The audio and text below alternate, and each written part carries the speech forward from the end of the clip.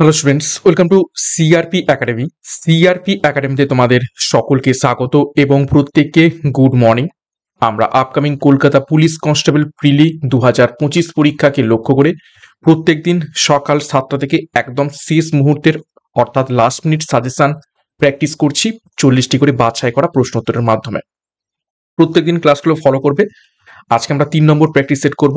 দুটো practice set গত যারা দেখোনি তারা অবশ্যই আমাদের প্লেলিস্ট থেকে দেখে নেবে, প্লেলিস্ট করে দিয়েছি। এবং সিআরপি একাডেমিতে নতুন হয়ে থাকলে চ্যানেলকে সাবস্ক্রাইব করে পাশের বেল আইকনটা প্রেস করে রাখবে, সাথে টেলিগ্রামে যুক্ত হয়ে যাবে। তো ক্লাসটা শুরু করা যাক। দেখো প্রথম প্রশ্ন, 1 নম্বর প্রশ্ন। দেখো, মোনা আগারওয়াল প্যারা অলিম্পিক 2024-এ ব্রোঞ্জ পদক জিতেছেন কোন ইভেন্টে? প্রত্যেকটি প্রশ্ন চলাকালীন চেষ্টা করবে নিজেরাই সঠিক উত্তরগুলো করার এবং আমার উত্তরের সাথে মেলাতে থাকবে। তোমাদের উত্তরগুলো মিলছে কি? খুব তাড়াতাড়ি প্রশ্ন উত্তরগুলো করব। তো সঠিক উত্তর হবে অপশন বি, শুটিং এ। শুটিং এ মোনা আগারওয়াল প্যারা অলিম্পিক 2024-এ ব্রোঞ্জ পদক জিতেছেন। দেখো, 2024 প্যারিস প্যারা অলিম্পিক্সে ভারতের সর্বোচ্চ পদক 29টি, তার মধ্যে 7টি সোনা, 9টি রূপো এবং 13টি ব্রোঞ্জ। ভারতে প্রথম প্যারা অলিম্পিক্সে ব্যক্তিগত সোনা কে জিতেছেন? অবনী লেখারা। 2020 সালে টোকিও যে অলিম্পিক্স হয়েছিল সেখানে, এবং 2024 প্যারিস দুটোতেই শুটিংয়ে তিনি পেয়েছেন। নেক্সট দেখো 2 নম্বর প্রশ্ন। নিউটনের কোন সূত্র থেকে ভরবেগ সংরক্ষণের নীতি উদ্ভূত হয়?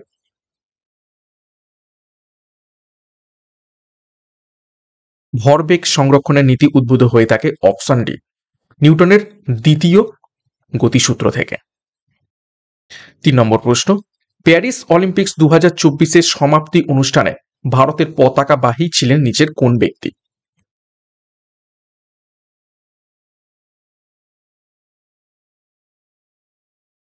সঠিক উত্তর হয়ে যাবে এখান থেকে অপশন সি, মনু ভাকার।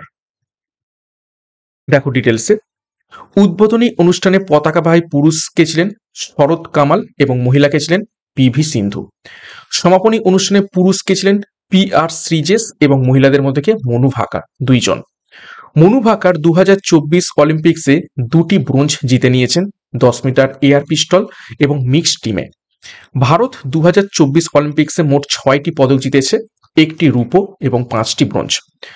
প্রথমবার ভারতীয় মহিলা 2টি ব্যক্তিগত অলিম্পিক পদক জয় করেছেন তিনি কে? তিনি হলেন মনু ভাকার। 4 নম্বর প্রশ্ন। আইসিসির বর্তমান চেয়ারম্যান নিচের কোনজন? ইজি প্রশ্ন একদম। সঠিক উত্তর হবে অপশন এ, জয় সাহ। 5 নম্বর প্রশ্ন। বিশ্বের বৃহত্তম নদীদ্বীপ মাজুলি কোন নদীর উপর অবস্থিত রয়েছে?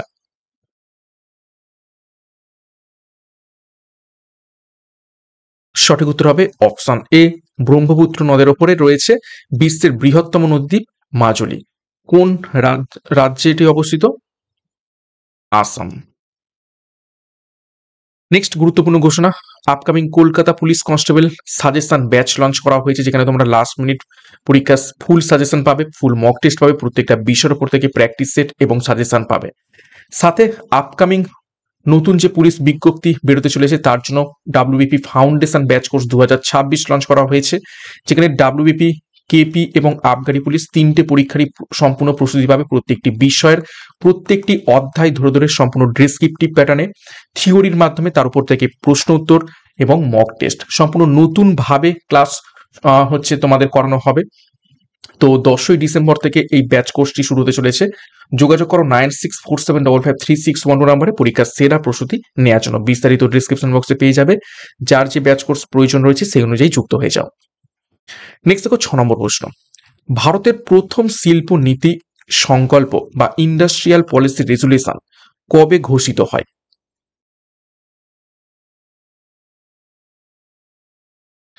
সঠিক উত্তর হবে অপশন সি, 1948 সালের।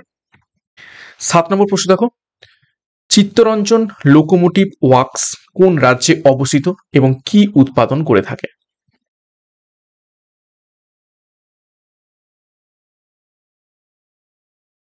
সঠিক উত্তর অপশন বি, পশ্চিমবঙ্গে অবস্থিত রয়েছে এবং বৈদ্যুতিক লোকোমোটিভ উৎপাদন করে থাকে। নেক্সট দেখো 8 নম্বর প্রশ্ন, গান্ধীজির ভারতে প্রথম সত্যাগ্রহ কোনটি?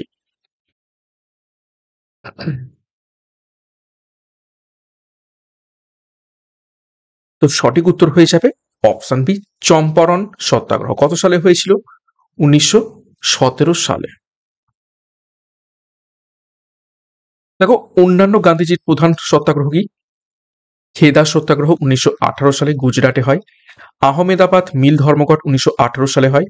অসহযোগ আন্দোলন 1920 থেকে 1922 সালে হয় এবং আইন অমান্য আন্দোলন 1930 সালে হয়।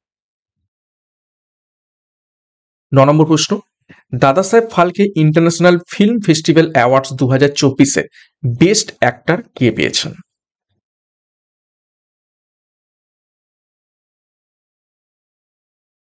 সঠিক উত্তর হবে অপশন সি, শাহরুখ খান পেয়েছেন। 10 নম্বর প্রশ্ন, দেখো এ বি ও গ্রুপের রক্তের গ্রুপ আবিষ্কার করেন নিচের কোন বিজ্ঞানী?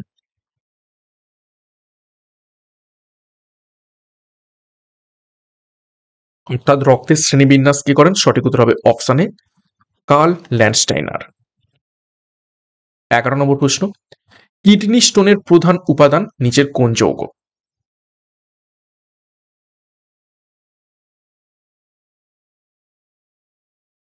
সঠিক উত্তর হয়ে যাবে অপশন ডি, CaC2O4। এটির রাসায়নিক নাম কি? পরীক্ষায় প্রশ্ন আসে। ক্যালসিয়াম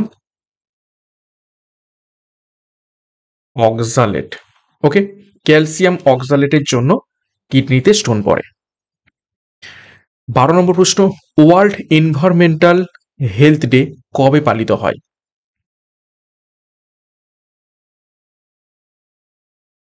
এটা কি? বিশ্ব পরিবেশ স্বাস্থ্য দিবস। বিশ্ব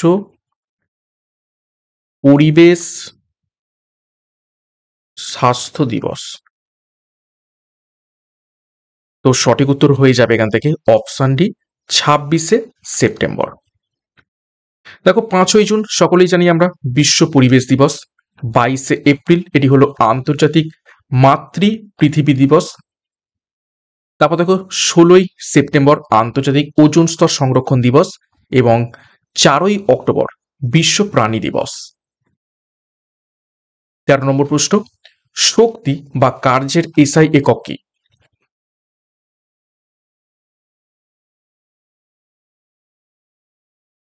সঠিক উত্তর অপশন সি, মিলিয়ে নাও জুল।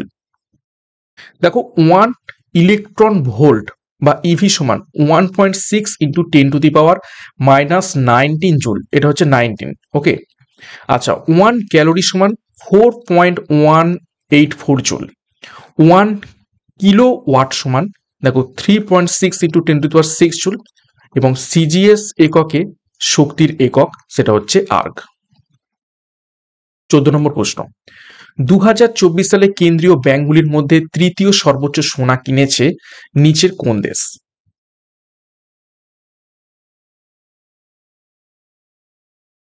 সঠিক উত্তর হবে অপশন এ, ভারত। 15 নম্বর প্রশ্ন, ভাষার ভিত্তিতে ভারতের প্রথম রাজ্য কোনটি?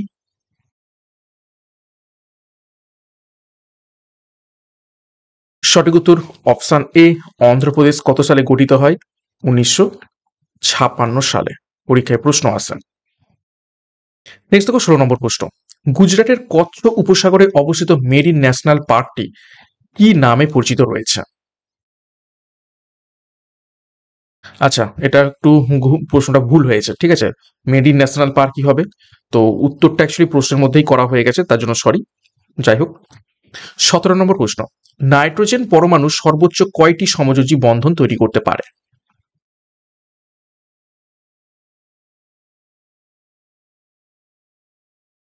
সঠিক উত্তর হবে অপশন ডি, 4টি। 18 নম্বর প্রশ্ন দেখো, প্রথম বুকার পুরস্কার জিতেছিলেন কোন ভারতীয় লেখক বা লেখিকা?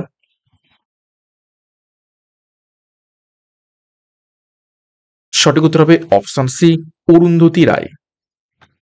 নেক্সট দেখো 19 নম্বর প্রশ্ন, ওয়ার্ল্ড থ্যালাসেমিয়া ডে কবে পালিত হয়?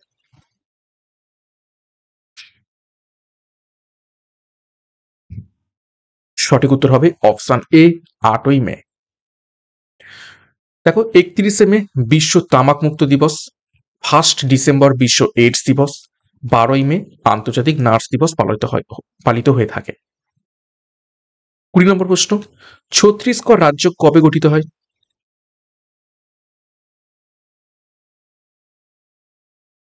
সঠিক উত্তর হবে অপশন সি 2000 সালে। 21 নম্বর প্রশ্ন, বিশ্বের প্রথম বাণিজ্যিক এয়ার ট্যাক্সি অর্থাৎ ইভিটল সার্ভিস কোন শহরে শুরু হয়েছে?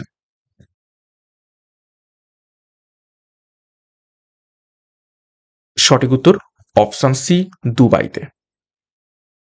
22 নম্বর প্রশ্ন, কৃষি কর্মণ পুরস্কার 2024-এ বেস্ট এগ্রিকালচার স্টেট হয়েছে নিচের কোন রাজ্য?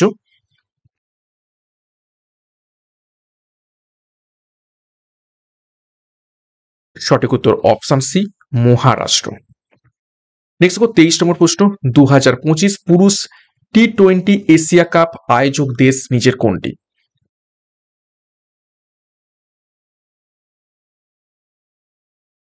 সঠিক উত্তর হবে অপশন সি ভারত। কিন্তু খেলা কোথায় হয়েছে? ভারত এবং পাকিস্তানের মধ্যে দ্বন্দ্বের জন্য খেলা হয়েছে কোথায়? সংযুক্ত আরব আমিরাতে। ওকে, নেক্সট দেখো 24 নম্বর প্রশ্ন, ওয়ার্ল্ড ট্যুরিজম ডে প্রতি বছর কবে পালিত হয়?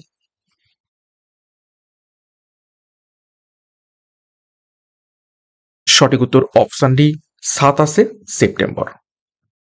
নেক্সট 25 নম্বর প্রশ্ন, প্রচলিত বা নন রিনিউয়েবল শক্তির উৎস নয় নিচের কোনটি?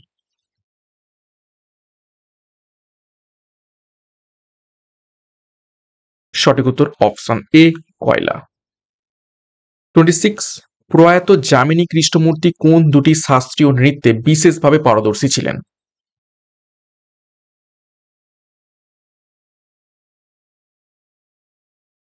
সঠিক উত্তর অপশন সি ভারতনাট্যম এবং কুচিপুড়ি।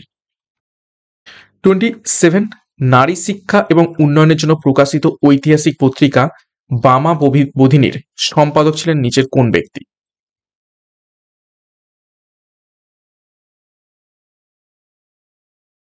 সঠিক উত্তর অপশন ডি উমেশ চন্দ্র দত্ত। নেক্সট দেখো 28, ভারতের সর্বকনিষ্ঠ এবং 29তম রাজ্য তেলেঙ্গানা কবে আলাদা রাজ্য হয়? 29তমটা কেটে দেবে,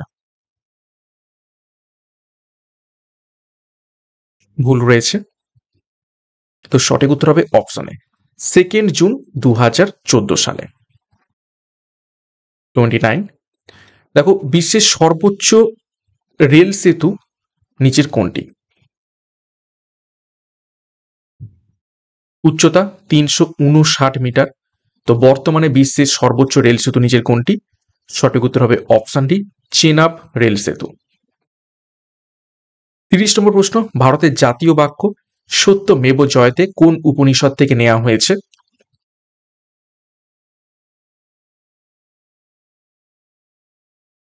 সঠিক উত্তর হবে অপশন ডি মুন্ডক উপনিষদ থেকে নেওয়া হয়েছে। 31 নম্বর প্রশ্ন, ভারতের অ্যাটর্নি জেনারেলকে কে নিয়োগ করেন?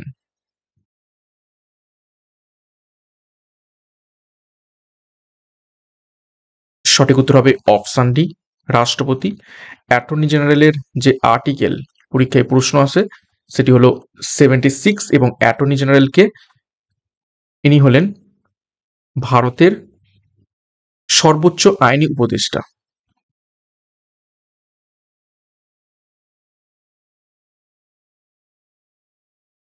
উপদেষ্টা। 32 নম্বর প্রশ্ন, সিন্ধু সভ্যতার দাইমাবাদ স্থানটি কোন রাজ্যে অবস্থিত রয়েছে? যেখানে ব্রোঞ্জের ষাঁড়গুলি বিখ্যাত, অর্থাৎ এখান থেকে ব্রোঞ্জের তৈরি কিছু ষাঁড়ের গাড়ি পাওয়া গেছে। এবং মনে রাখবে দাইমাবাদ হচ্ছে সিন্ধু সভ্যতার দক্ষিণতম বিন্দু বা বলতে পারো শহর। তো সঠিক উত্তর হবে অপশন সি মহারাষ্ট্র। নেক্সট দেখো 33 নম্বর প্রশ্ন, সালাল জলবিদ্যুৎ প্রকল্প কোন নদীর উপর নির্মিত হয়েছে?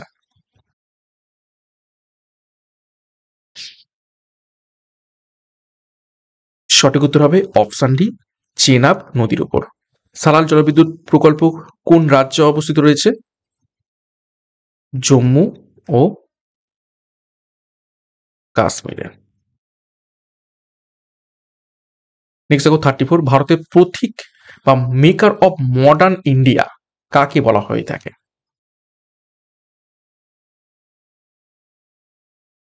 আধুনিক ভারতের জনক কাকে বলা হয়ে থাকে? সঠিক উত্তর হবে অপশন সি, রাজা রামমোহন রায়কে বলা হয়ে থাকে। 35, দিল্লি সুলতানি আমলে কে রাজধানী দিল্লি থেকে দৌলতাবাদে স্থানান্তর করেছিলেন?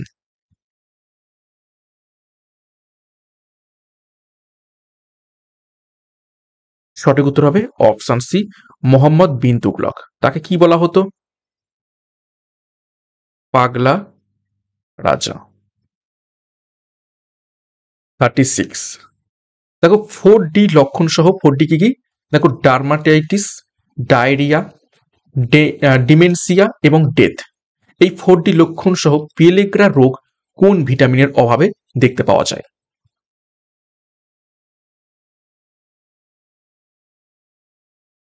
সঠিক উত্তর হবে অপশন সি, ভিটামিন B3 অভাবে। দেখো বেরি রোগটি দেখতে পাওয়া যায় ভিটামিন B1 বা থায়ামিনের অভাবে।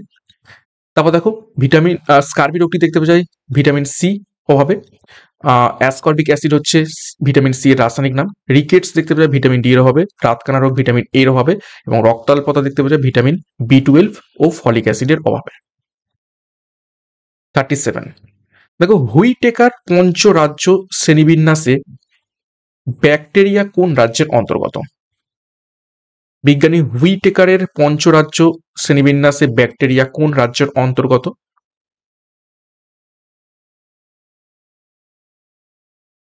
সঠিক উত্তর হবে অপশন সি, মনেরা রাজ্যের অন্তর্গত হলো ব্যাকটেরিয়া। 38, দিল্লি সুলতানি আমলে ইকতা প্রথার প্রবর্তক ছিলেন নিচের কোন ব্যক্তি?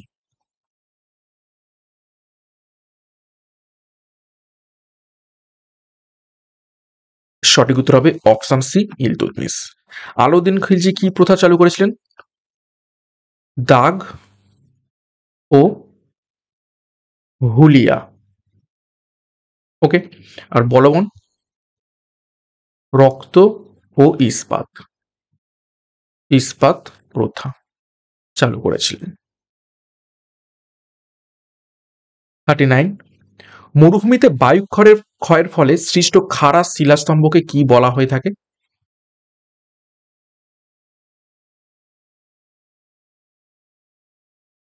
সঠিক উত্তর হবে অপশন ডি, ইয়ারদাং বলা হয়ে থাকে। 40 নম্বর প্রশ্ন এবং আজ ক্লাসের শেষ প্রশ্ন দেখো, উত্তরাখণ্ডে বসন্তে শিশুদের দ্বারা ফুল ছিটিয়ে পালিত উৎসবটির নাম কি? তো সঠিক উত্তর হবে অপশন ডি, ফুলদেই উৎসব। তো এই ছিল আজকের ক্লাসে গুরুত্বপূর্ণ 40টি প্রশ্ন উত্তর। 40-এর মধ্যে কার কত স্কোর হয়েছে কমেন্ট বক্সে কমেন্ট করবে। এবং আজকের ক্লাসে খুব বেশি আমি এক্সট্রা নোটস রাখতে পারিনি, শরীরটা একটু খারাপ এবং ঠান্ডা লেগে গলার অবস্থা প্রচন্ড খারাপ, যে কারণে খুব তাড়াতাড়ি আমি প্রশ্ন উত্তরগুলো মানে করানোর চেষ্টা করলাম। চেষ্টা করব নেক্সট ক্লাস থেকে আরো কিছু এক্সট্রা নোটস আমি প্রশ্ন উত্তরের সাথে অ্যাড করার, এবং প্রত্যেকদিন সকাল 7টা থেকে ক্লাসগুলো ফলো করতে থাকো এবং অন্যান্য যে সমস্ত ক্লাসগুলো হচ্ছে সবগুলোই ফলো করতে থাকো। পরীক্ষার সেরা প্রস্তুতি এখান থেকে তোমরা পাবে। ক্লাসটা শেষ করবো তার আগে গুরুত্বপূর্ণ ঘোষণা, কেপি কনস্টেবল সাজেশন ব্যাচ এবং ডাব্লিউবিপি ফাউন্ডেশন ব্যাচ যার যেটি প্রয়োজন রয়েছে সেই অনুযায়ী যোগাযোগ করো 9647553612 নম্বরে পরীক্ষার সেরা প্রস্তুতি নেওয়ার জন্য। এবং সিআরপি একাডেমিতে নতুন হয়ে থাকলে চ্যানেলকে সাবস্ক্রাইব করো, পাশের বেল আইকনটা প্রেস করে রাখো, সাথে টেলিগ্রামে যুক্ত হয়ে যাও। তো আজকের মতো ক্লাসটা এখানে শেষ করছি। প্রত্যেককে all the best, thank you, by.